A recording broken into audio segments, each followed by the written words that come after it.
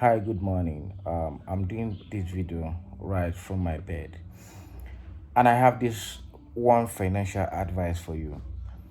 If you don't want to lose that your friend, that your best friend, if you don't want to end that your good friendship and relationship with anyone, make sure you don't lend money to them.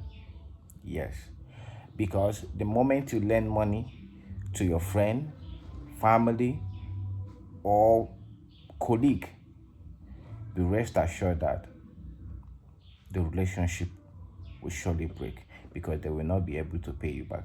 And even though they pay you back, even if they pay you back, the relationship will never remain the same because they will not pay you back the same way they came to borrow the money from you. There must be fight, there must be argument, and it's not good for you. So do not borrow money that you are not ready to let go. If you know that you are not ready to let go of the money, do not borrow it to them. It's better you help them, assist them, than to lend money to them. Thank you.